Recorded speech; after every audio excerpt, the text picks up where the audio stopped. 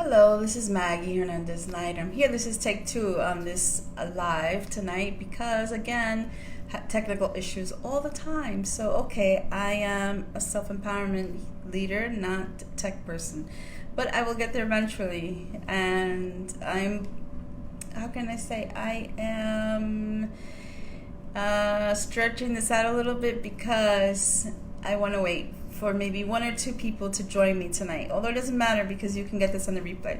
So I'm here in my little room. This is a space that I kind of escaped to have some quiet time. I live here with my husband and my son, who's 15 years old, and he's pretty chill. He is a kid who loves gaming, so he's got a computer, pretty fast computer, and some incredible motor skills. I've never saw anybody use a keypad that quickly in my life. So he's pretty amazing. I'm very proud of him, although he doesn't consider himself such a great gamer, but I'm in complete awe of my son. As I guess I should be as a mother, right? Support your kid in whatever they do.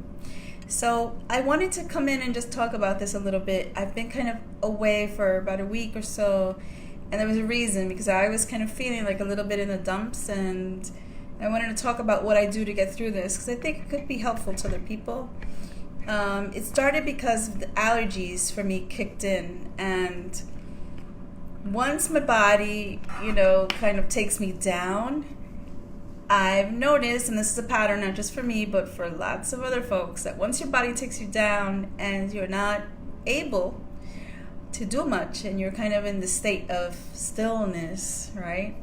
Kind of laying out. You've got lots of time on your hands, and that's when you're able, or you're forced to hear and listen to what's going on inside of you.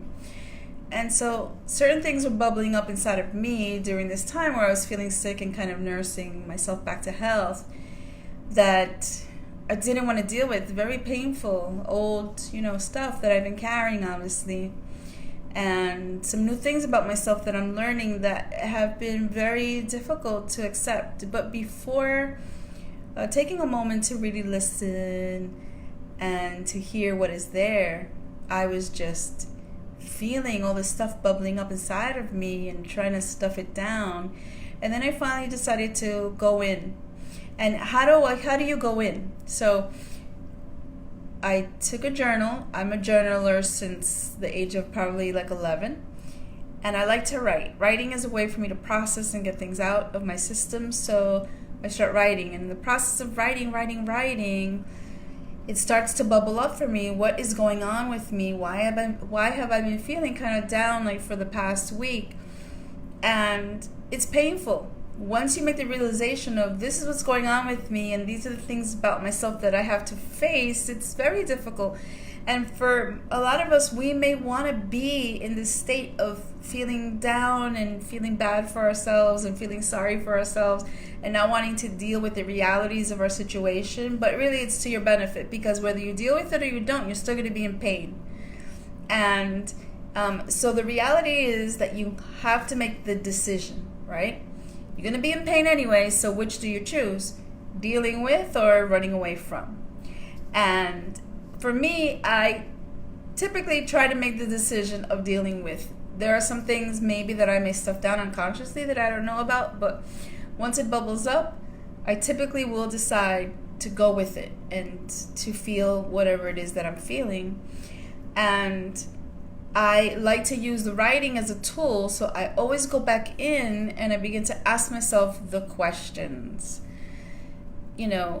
What is going on with me? What is my body saying to me? What is it that is bubbling up that I now need to deal with? And I just bring it up to the surface by writing. And then I continue to ask, well, what must I do in order for this to be resolved? What must I do for me to be able to get through this as quickly as possible?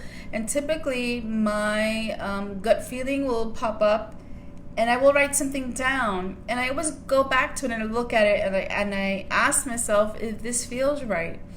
And if it does, then I move forward in it. I take the steps, whatever it is that I need in order to process this. Maybe I need to have a conversation with someone. Maybe I need to change my perspective on something. Maybe it's a situation that I have been holding, that I've been feeling like the victim, and I need to change my thinking on it. Or maybe it's something that I need to make peace with and let go and forgive. So whatever it is, I use writing as a tool for myself to get myself through. And that's what I did this week.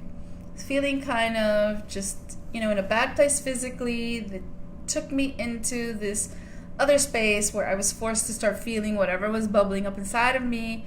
I started to write to try to process and think it through, and then I came up with a few ideas. Now, my methods may not be appealing to you, and maybe they are, so it just depends, right? We all have to try certain tools and see what resonates with us. And if something works for you, it doesn't matter if the next door neighbor says, that's crazy, don't do that, don't jump up and down, one leg to feel better, because that sounds, crazy. If it feels good to you, then you do it. That's my philosophy. Whatever makes you feel good, you do, provided it's not hurting another person, right? Providing that you're not, assaulting somewhere else or insulting another person or being disrespectful in any way. If you're doing something that doesn't harm anyone, doesn't harm you either, then so be it. And so I use writing as a tool again to help me process, to help me figure out what steps I need to take. And then the critical piece is that I actually take the steps.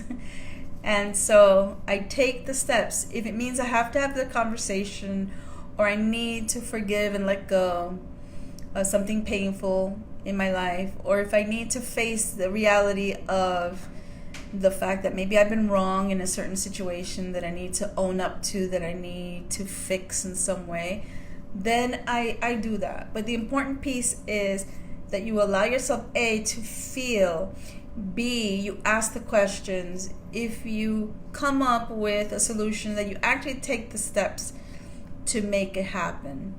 And that really is the way to get out of the dumps. Now, if you don't want to take any steps at all, it may linger for a while, a lot longer than you would like. And that is 100% up to you. I can't force my methods on anyone. I'm just here to share what I do in hopes that you will be inspired to find your own ways, your own methods.